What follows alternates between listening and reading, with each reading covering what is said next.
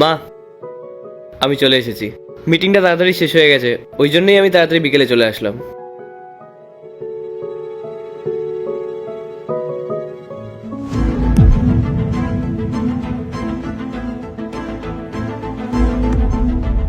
আরে আন্টি, তুমি ঠিক আছো? আমি একদম ঠিক আছি। তাহলে এই নাটকটা কেন? আমি তো কিছুই বুঝতে পারছি না। নাটক না, এটা আমার আর মায়ের প্ল্যানিং ছিল। আসলে মা আমাকে অনেকদিন ধরেই বিয়ে করার কথা বলছিল। আসলে আমরা এটা ডিসাইড করতে পারছিলাম না যে কোন মেয়েটা আমাদের জন্য পারফেক্ট। কোন মেয়ে আমাকে ভালোবেসে বিয়ে করতে চায় আর কোন মেয়ে আমার সম্পত্তি দেখে। তো এই কারণেই মা সব প্ল্যান করে আর আমাকে বলে।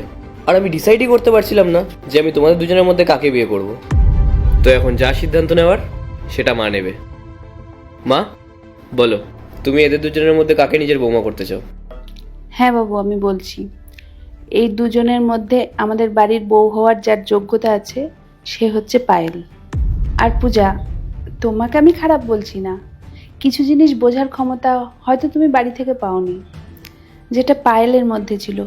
সঠিক টাইমে আমাকে খাওয়ানো, সঠিক টাইমে আমাকে ওষুধ খাওয়ানো, কখন আমাকে কিভাবে খেয়াল রাখতে হবে সব কিছু জানে ও। হতে পারে সময়ের সাথে সাথে তুমিও শিখে যাবে, বুঝে যাবে।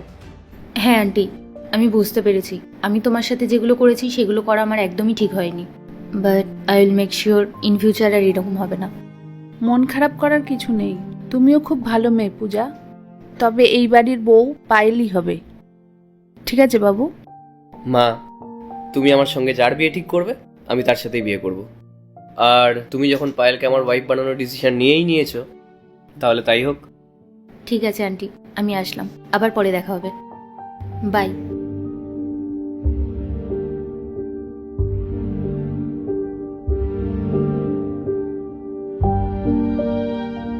পায়েল খুব ভালো মেয়ে।